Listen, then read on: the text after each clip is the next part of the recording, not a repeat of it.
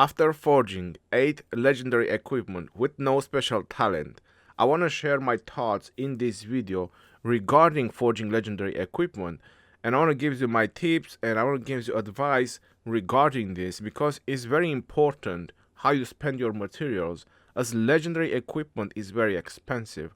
So it makes a huge difference on how you progress into the game with your legendary equipment. That's why I want to share my thoughts in this video regarding how you should spend your materials on legendary equipment.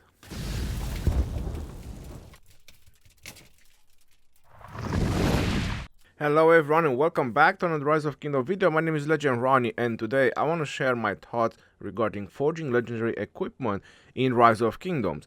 I'm gonna post a card on the top. I have done a live stream where the plan was to forge 5 legendaries in the live stream, but in the end I end up forging a legendary, and the reason being because I got no special talent. And I've also tried tips and tricks like forging whites and then forging legendaries, and I was very unsuccessful. That was a big downfall, to tell you the truth, forging 8 legendaries and no special talent, which brings me to 9 forged legendaries that I got and no special talent. So I want to share my thoughts regarding that live stream, and I want to share my thoughts now that I had that experience about forging legendaries in Rise of Kingdoms. As you all know, now when someone launches a rally, the question that is always being asked: do you have legendary equipment? Or at least in the majority of the situation, people do ask you, or especially who is in charge, like who is the leader, who's taking care of the combat or the war situation.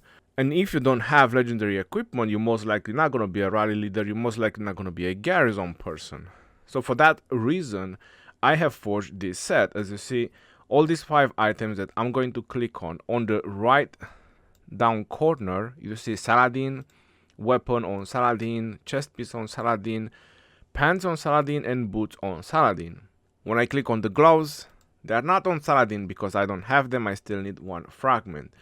I want to be a rally leader as well, so that's why I'm doing this cavalry set, and I want to get the extra bonuses. In a rally situation, the extra stats make a difference. So the extra 3 attack or the extra 2 health or the extra 5 defense that you get, I'm just saying roughly numbers, it will definitely make a difference. You also have the set bonuses on the right down corner.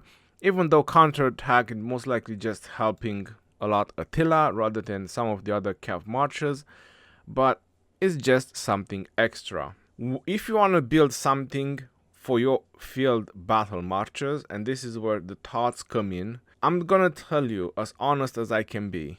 If I knew that, or if I know that in the future I would be just field battle oriented and not rally oriented, I would never forge any of these freaking legendaries. None of these set pieces. I would be very happy of just doing purple gear. This is from an archer perspective, but if you want to build a cav purple gear, you have the Heart of the Saint, then going onto the helmet, you have the Abyssal Visage, going onto the chest, this is for calves, you have the Dark Lord's Blessing, and so on. You know, the purple set. With special talent, which you notice again on the right down corner, I have with the special talent, some of it, or most of it. Going onto the gloves, I have the Ice Sufferance. This should be the aim of every player who is preparing for field battles. Make sure you have full epic gear with special talent. Not aiming for legendaries. Legendaries are for rally oriented. So if you're a rally leader, if you're a garrison leader, then yes, all these sets, all this legendary equipment makes a difference. And you definitely want to have them. But for field battles, I 100% and guarantee you that having a full epic gear with special talent will bring you almost equal results. But going further with the video, because you're wondering, okay, so probably some of you already knew that, but let's say you have full epic gear like I did. Before I forged these legendaries and before I've done my video about forging where I forged these 5 legendaries of the set and I forced some other legendaries, I had full epic. So you're probably wondering what has changed my mind on forging the legendaries. I already mentioned that I wanted a cav set. That was unquestionable. And I also want an archer set and I also want an infantry set because I'm gonna be a rally leader. I like to be a rally leader and I want to be a rally leader. It's just something that I like. But the second most important thing that you're probably asking yourself, so us who are not wanting to be rally leaders or are not going to be rally leaders or garrison leaders, and we have a gazillion of materials, what should we invest our materials on? Probably some of you, like I had just 1 or 2 days ago, full epic gear. You're wondering where you should spend your materials. And here comes the most important part of the video, and is the accessories. If you really want to focus on field battles, if that's what you care or if that's your role, you want to work on accessories. There is no question, and I don't think there is any doubts as well, that accessories in Rise of Kingdoms offer the highest boost and the highest benefits overall. Because a couple of extra stats will make a difference in a rally situation, but on the field battle, I can guarantee you that having either 10% defense or having 10% attack or 10% health, either extra or less, it doesn't make such a huge difference. It's almost next to none. When you get swarmed, that's next to zero. And this is where accessories come in place. So if you do have a lot of materials and you are generating a lot of materials and you're already fixed your epic gear, my highest recommendation is that you want to go for accessories. The reason, like I already mentioned, I probably is the third time I'm saying it, the reason I went for the set is because I'm also a rally leader and that extra stats make a difference. Is not very high, it's just some small numbers, but will make a difference. But in the future, once I'm going to be done with my sets, I'm not going to do a second cav legendary set, I'm not going to do a second archer legendary set, and I'm definitely not going to do a second infantry legendary set. Once this is complete, which I'm missing the gloves, I'm doing the archer, which I already have 5 of the blueprints and I'm still needing the chest piece. And once I'm done with the archer set, I'm going to do the infantry set. But my next focus right now is building accessories. I only have the Ring of Doom and I plan to build the Horn of Fury before I'm going to go on to my archer set. Now this is what you want to work on. This is where you want to spend your materials once you have a full epic with special talent equipment. Doesn't matter if it's infantry, archers, or cavalry. You have Ring of Doom, Horn of Fury, you have dagger. If that's what you like, or if you've seen videos, someone just showing you how good the dagger is, definitely go for them. You have Mora's Web. You want to have 1, 2, 3. You want to have 2, 3 daggers. You want to have 2, 3 Ring of Doom, Horns of Fury. You want to have 2, 3 coins because you probably seen or done your own test or seen some videos where the coin was doing amazing and absorbing damage, or you just want extra skill damage for all your marches that you're using for the field battles. Make sure you build accessories because this gives you the highest boost in field battles. They definitely help in rallies as well. I mean, don't get me wrong, I'm not saying that you can go with purple accessories in a rally while having a legendary set and you're gonna have amazing results. You're probably gonna have good results, but obviously legendary accessories for rally are also very important. But for field battles, there is no question about it. My alt in Heroic Anthem, which I've done so many videos about it and I've done so much live stream about my battles. You can also check the playlist of the Heroic Anthem and I'm pretty sure you're gonna find there some recordings and some videos about my battle. The only 2 accessories that my alt has is Ring of Doom and Scholar's Lucky Coin. It doesn't have any legendary equipment except a pair of boots, Shire's Return. And the reason he has the Shire's Return is because when the time I forged it, Shire's Return used to give infantry defense 5% and archer health 5%, and there was no other archer boots into the game. There were no flame trades at that point. So I built Shire's Return for archers, for my archer set, for Artemisia, to have as much stats as possible, because the only best thing that you could have put was the sturdy boots with 3% defense. So I said 5% health is better than 3% defense. And if you would have gone with the special talent, my charge return or my out would have been with Archer special talent, which now would have been a complete waste. But hey, that was back then. That's how things were, and there's many players who have stats or different special talents on the equipment. So going back to accessories, this is what my alt has. And if you're wondering what is the next thing that I'm building on my alt, it's Horn of Fury. And if you're wondering what is going to be the next thing that I'm probably going to build on my alt, is most likely going to be another Ring of Doom or another Scholas Lucky Coin or another Horn of Fury or probably a dagger. I'm not even going into the legendary equipment. And my alt is also a garrison commander. But hey, I'm not like the main garrison leader, because you probably noticed if you watch the videos or if you watch the live stream in 1148, I wasn't the main garrison player.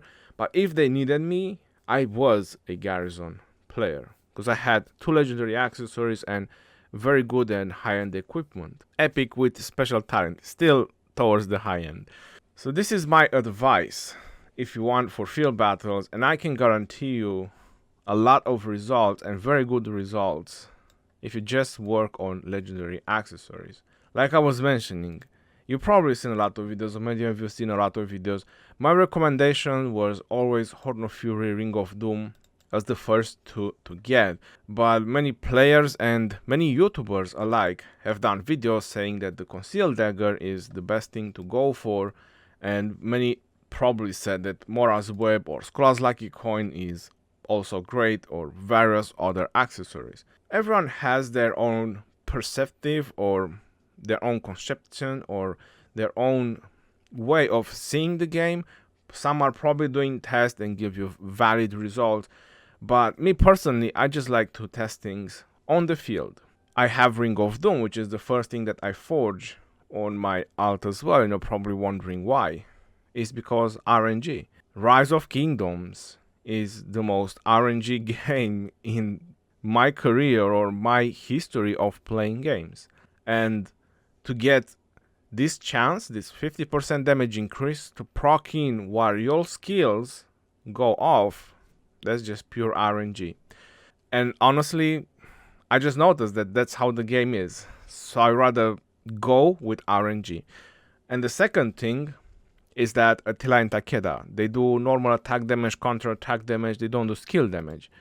So in theory, whenever this Ring of Doom goes off, it doesn't make a difference for them, because that's what they do. That's what all their skills, that's what all their talents, that's their purpose of just doing a lot of normal attack damage. So whenever this ring goes on, if it goes on the same time when you pop in, let's say, Attila's primary skill, or it goes off the 4th skill of Attila, or when Takeda is doing his primary skill, because it's also 30% normal attack damage increase for the next 4 turns, that's just extra if that's when it happens. But the best benefit for the Ring of Doom is for Attila and Takeda. And Horn of Fury, extra rage, it never hurt any march as far as I know. Probably the only one that would benefit less from Horn of Fury might be Genghis, because he also has a 850 rage requirement for his primary skill, and it might just be rage overkill for him, since my Genghis also has Feral Nature. Or I could probably drop Feral Nature on Genghis if you get Horn of Fury, because this is gonna be pure extra rage. There's definitely a lot of ways how you can use Horn of Fury, and it definitely helps Attila, because Attila has the attack tree, and attack tree doesn't generate as much rage as you think, or Ramses for that matter, because Ramses, again, even though many people put Ramses and YSG, they still don't generate as much rage as using a skill talent tree first. So Horn of Fury would also help Ramses a lot. Or some people might just want to use William as a first, you never know. But this is the first trinket that I wanted to forge. The next trinkets that I want to forge, when I'm going to get into the Heroic Anthem, I'm definitely going to get a dagger, and it's going to be Horn of Fury. So I'm still going to get Horn of Fury every time I go in Heroic Anthem. Even when I'm going to go for the 3rd time in Heroic Anthem, I'm gonna get a third Horn of Fury. And when I'm gonna go for the fourth time, I'm going to get a fourth Horn of Fury. And when I'm gonna go on the fifth time, well, I'll think about it. But at least 4 Horn of Furies, that's gonna be my goal, and I'm being very honest about it. Regarding Ring of Doom, Dagger, and probably Mora's Web, that might just be the 3 trinkets that I'm gonna circle around. And I also want a coin for Guan Yu. And on the 5th Heroic Anthem, I'm gonna decide which 2 of them I'm gonna get. And you're probably wondering, but hey, you're generating way more coins in Heroic Anthem than just 2 accessories. Well, I'd also plan for a skin. So I definitely need to save up coins from each Heroic Anthem to another Heroic Anthem. I want the Cav defense, and I also want the Archer attack plus 10%. And that might mess up a little bit the order I'm gonna get my trinkets, but Horn of Fury is gonna be the one trinket that I'm gonna get every single time I go in Heroic Anthem. Generating Rage for your primary skill, which is your most important skill, your damaging skill, how you want to call it, that's, I don't know, that's the most vital thing on your commanders in Rise of Kingdoms. Now, I hope you did find this video very, very helpful, and I'll probably ranted a little bit, sidetracked a little bit, going left and right, and so on, but a lot of information you can take from this video. There is also the Ancient Stratagems, which I also find them very good for field battles. 6,000 troops, especially for commanders like, let's say, maybe Attila and Takeda. But let's face it, if you do have the legendary accessories, I still think they will offer you way more boost than an Ancient Stratagems. If this one goes with a special talent, then it's 8,000 troops. It's almost as equal as VIP 14. That might just be a different story, and that might just be a test that you need to do yourself on the field, testing with someone that doesn't have Ancient Stratagem and probably has one of these legendary accessories, and you having the Ancient Stratagems with the extra 8,000 troops, see how that will work out. But in the end, these legendary accessories is the ultimate investment on your commanders, rather they go with the special talent or not. Until next time, this is your boy Legendary signing off. Peace out, yo, and take care. See you on the next one, and stay safe out there, my friends.